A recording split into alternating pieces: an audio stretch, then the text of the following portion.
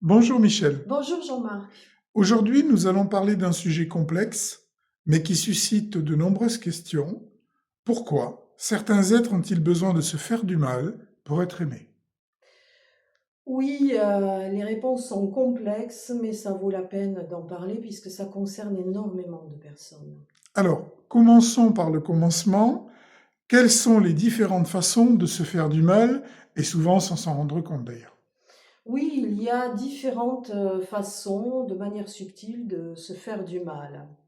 Se taire par peur de blesser, par peur d'être rejeté, d'être incompris, se rabaisser, se mésestimer, se dénigrer, accepter peu, parce qu'on pense ne pas mériter plus, faire passer les besoins des autres avant les siens, croyant à tort que c'est la seule façon de pouvoir être aimé.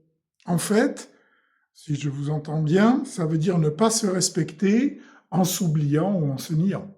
Oui, c'est toujours les mêmes stratégies inconscientes, mais exprimées sous différentes formes.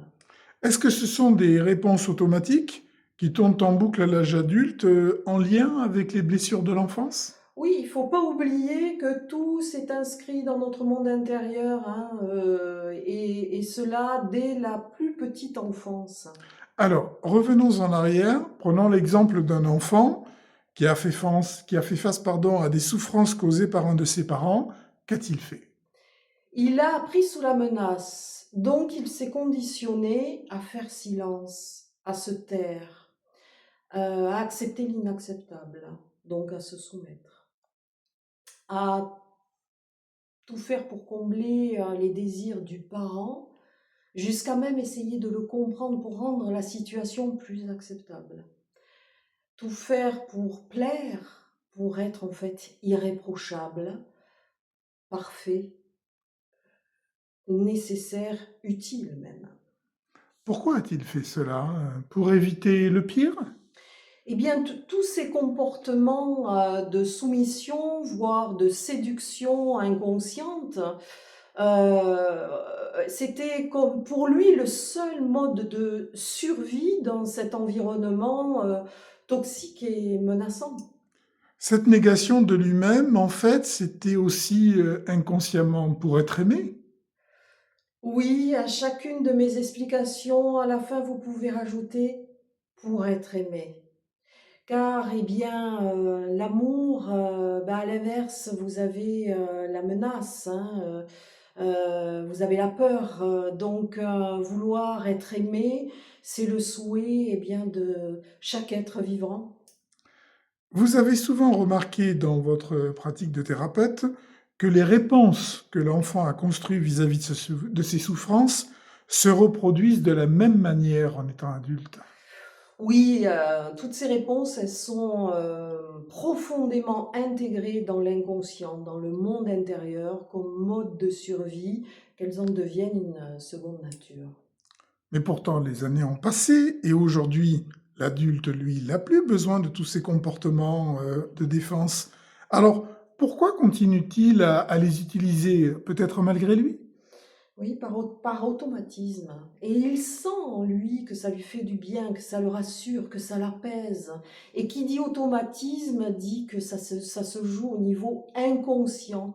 Et d'ailleurs, son monde intérieur ressent qu'il est en train de vivre les mêmes souffrances originelles, donc même cause, mêmes effets.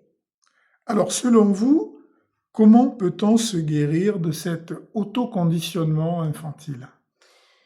La guérison, elle passe par la reconstruction de soi, de son identité, en recréant des bases, des fondations solides pour retrouver une maison saine et sereine.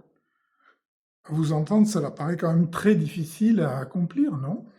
Ah, il faut du temps, il faut de la motivation, il faut aussi du courage pour accepter de payer le prix, de dire sa vérité aux autres, voire même, bien aux proches, pour oser enfin s'exprimer plutôt que de faire silence. Et dans un premier temps, je suppose qu'il est essentiel de commencer par briser le premier silence, le silence avec soi-même, par arrêter, de se mentir, non? Oui, et puis ensuite, briser le silence avec les autres, ce qui aura pour effet, eh bien, d'arrêter de leur accorder trop de pouvoir sur nous-mêmes. Et ensuite? Ensuite, eh bien, l'adulte va ressentir que toutes les solutions sont en lui, qu'il est inutile et vain d'aller chercher toute forme de validation chez l'autre.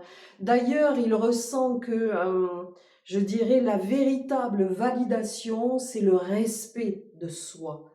Et ça se suffit en soi. C'est une nouvelle naissance en quelque sorte. Oui, mais c'est surtout la meilleure façon de s'aimer. Merci Michel pour ces explications. Merci Jean-Marc pour toutes vos questions.